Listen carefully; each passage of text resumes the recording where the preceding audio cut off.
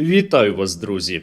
Ядерні терористи, тобто росіяни, які атакують об'єкти української атомної енергетики, поскаржилися на те, що начебто українські безпілотники атакували одну із розподільчих підстанцій, пов'язаної із російською атомною енергетикою. Где-то около 8 дронов были направлены, здесь нет никаких сомнений, в сторону Нововоронежской атомной электростанции. Все они были обезврежены, сбиты, однако ряд обломков упал и повредил общее розподільне устройство. За заявою російської сторони, через падіння обломків енергоблоки атомної електростанції були змушені зменшувати свою потужність. Росіяни вже поскаржилися МАГАТЕ. Я не знаю, чи Україна здійснювала таку атаку, але навіть якщо уявити, що і здійснювала, то це абсолютно дзеркальні дії, тому що росіяни вже неодноразово останнім часом атакували наші підстанції, які живлять атомні електростанції, забезпечують їхню роботу. Мы отмечаем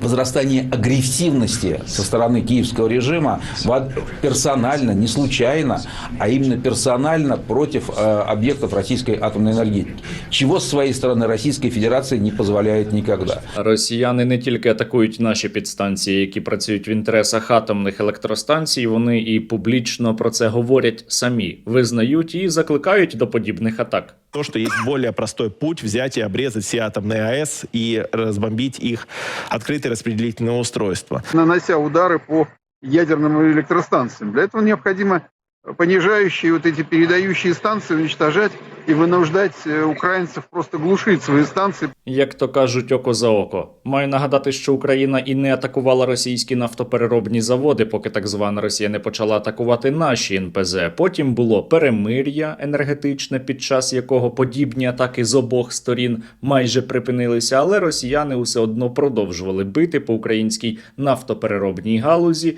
і тому Україна стала відповідати. До речі, цієї ночі знову повторно, я вже збився із рахунку, вкотре було атаковано Рязанський нафтопереробний завод. В общем, опять нас бомбят. Страсть.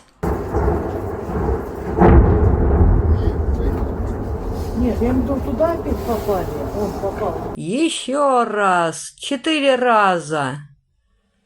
Куда наши ПВО? Я не понимаю вообще, что происходит. Я маю відзначити, що на російському внутрішньому ринку ситуація із бензином, пам'ятаєте, був дефіцит, вона дещо стабілізувалася. Не тому, що російські НПЗ почали працювати краще, ні. Вони так само далі горять і росіяни не встигають їх ремонтувати, а тому, що Росія почала більше експортувати бензин. І це, до речі, парадокс. Російська Федерація – країна, яка є видобувником нафти, яка має свої нафтопереробні заводи, змушена імпортувати паливо. Это вот такой вот диссонанс в стране богатой нефтью. Действительно приходится открывать социальные магазины, приходится бороться с бедностью, при том, что вот они, нефти, долари. І якщо ви подумали, що чоловік Скабєєвий раптово прозрів і почав говорити про так звану Росію, то ні, ви помиляєтеся. Це він говорив про Венесуелу. Ми з вами сьогодні про Венесуелу і поговоримо, тому що виглядає так, що Сполучені Штати Америки готуються до війни, але спершу закликаю вас задонатити на Русоріз. Нашому війську потрібно більше дронів камікадзе.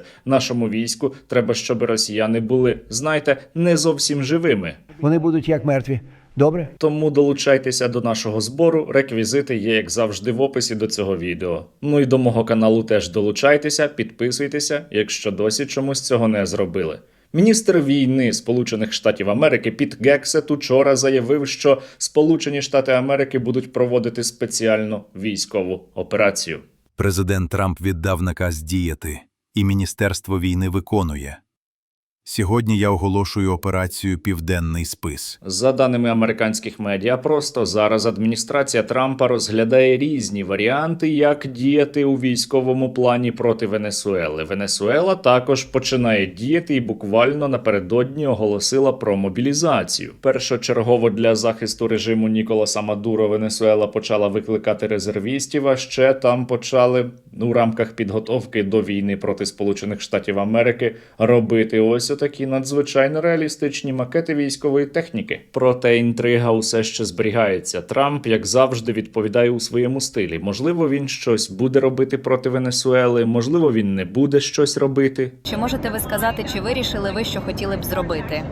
Я ніби вже вирішив, так. Але я не можу сказати, що це буде. Але я ніби вже вирішив. Але протягом останнього часу військове угруповання Сполучених Штатів Америки, зокрема у Карибському морі, почало дуже активно діяти. Передусім, знищуючи човни. Міністерство війни Сполучених Штатів Америки заявляє, що на оцих човнах начебто мали перевозити наркотики, які потім опинилися би у Сполучених Штатах Америки, тому із застосуванням авіації було знищено станом на сьогодні близько 17 таких човнів. За останній час американці наростили своє морське угруповання неподалік від Венесуели і відправили ще й авіаносець. Трамп не виключає, що може бути якась сухопутна операція. Я сказав їм, що це буде наступним. Знаєте, земля буде наступною. І ми можемо піти до Сенату, можемо піти до, знаєте, Конгресу і розповісти їм про це. У рамках боротьби проти наркотрафіку, який начебто йде із Венесуели до Сполучених Штатів Америки, Трамп оголосив свою мету – це усунення Ніколаса Мадуро. Чи добігають кінця дні Мадуро на посаді президента Венесуели? Я б сказав так. Думаю, так. У той самий час Мадуро помітно істерить. Він вже звернувся по військову допомогу до Ірана, так званої Росії і комуністичного Китаю. Він робить мілітаристські заяви. Каже, що він готовий воювати проти Сполучених Штатів Америки, але одночасно він каже, що він не те, щоб дуже готовий, і він за мир, він проти війни. Він каже «нєт війні», буквально. Я звертаюся зараз до народу Сполучених Штатів. Зупиніть божевільну руку того, хто наказує бомбити, вбивати і несе війну в Південну Америку на Кариби. Зупиніть війну, ні війні. Остановітесь. Звісно, у цьому контексті дуже цікаво, як буде себе поводити так звана Російська Федерація. Адже Владімір Путін із Мадуро підписав буквально у травні цього року договір про стратегічне партнерство між так званою Росією та Венесуелою. Поки що пропагандисти закликають не кидати Венесуелу. А ми готові взяти і віддати Венесуелу? Или вы скажете, что нет, у нас там нет никаких интересов. Да давайте мы не будем фантазировать. Але ми із вами знаємо, росіяни своїх кидають, тому у разі, якщо Сполучені Штати Америки розпочнуть бойові дії проти Венесуели, так звана Росія не буде втручатися. Максимум, можливо, Путін врятує самого Мадуро і прихистить його у себе у Москві, як було із Асадом або із Януковичем. Венесуэла – это наш надежный партнер, наш добрый друг, и мы понимаем, что друзей в беде оставить нельзя. Наразі Владімір Путін дуже символічно відгукнувся на запит Мадуро про військову допомогу і відправив до Венесуели тільки один літак Іл-76. За заявою російського депутата Журавльова, там на борту мала бути ціла одна система ППО «Панцирь». Росіяни не будуть кидати значні ресурси на допомогу Венесуелі, але от із чим вони можуть допомогти і натякають, що така допомога вже відбувається, це із безпілотниками, зокрема типу FPV. Якраз, до речі, венесуельські військові нещодавно почали такі дрони опановувати. Що особливо смішно у цьому контексті, так це категоричні засудження з боку так званої Російської Федерації поведінки американського президента Трампа, тому що як він може взагалі посягати на суверенну країну? Це ж протизаконно. Крайне обеспокоены выбранными США военными методами решения проблемы, являющимися скорее неприкрытым вмешательством во внутренние дела латиноамериканских государств. Ну а нам із вами, а вже ж треба відповісти на головне питання. У разі, якщо буде військовий конфлікт між Сполученими Штатами та Венесуелою, як це зможе вплинути на російсько-українську війну? Є два сценарії. Як позитивний, так і негативний. Позитивний – це якщо Сполучені Штати Америки проведуть маленьку переможну війну, яка не розтягнеться у часі, і тоді Україна у середньостроковій перспективі отримає більше переваг. А негативний – це якщо бойові дії затягнуться. У разі, якщо Трампу вдасться швидко завалити режим Ніколаса Мадуро, то ціни на нафту у середньостроковій перспективі спершу зростуть, а потім істотно знизяться. Напевно, навіть нижчою буде ціна, аніж зараз. Я маю маю також нагадати, що Венесуела є країною із найбільшими запасами нафти у світі. Якщо Штати включаться там у видобуток, це серйозно вдарить по так званій Росії, бо ціни на нафту знизяться іще. А от у випадку, якщо ймовірні бойові дії затягнуться, це буде погано для нас із вами, тому що не тільки ціни на нафту зростуть і не будуть падати, а іще й увага до України буде значно менша. А іще Сполучені Штати Америки зможуть продавати, не кажучи вже про передачу зброю для України у значно менших обсягах. Загалом епопея навколо Венесуели триває вже кілька тижнів, і єдине, що можна сказати точно зараз, це те, що поки все дуже неточно. Ну, я не думаю, що ми обов'язково будемо просити оголошення війни. Я думаю, ми просто будемо вбивати людей, які возять наркотики в нашу країну. Добре? Ми їх вб'ємо. Розумієте? Вони будуть як мертві. Добре? Венесуела, Сполучені Штати Америки і можлива потенційна війна між ними – це, звісно, цікаво. І важливо, тому що це може стосуватися і російсько-української війни, але найважливіше зараз – це ситуація на нашому фронті. На жаль, звідти зараз немає хороших новин. Росіяни учора під прикриттям поганої погоди здійснили висадку свого десанту за допомогою бронетехніки у Новопавлівці. Це на 30 кілометрів на південний захід від Покровська. Навіть операторам довелося вступати у бій із російськими загарбниками.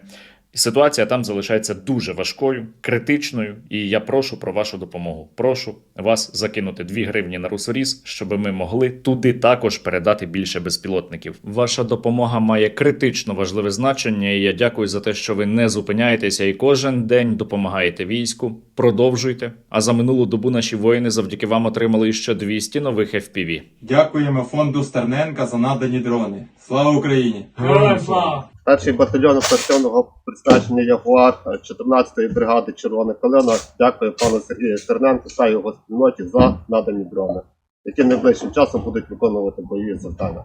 Слава Україні! Героям слава! Ми бійці 28-ї окремої механізованої бригади.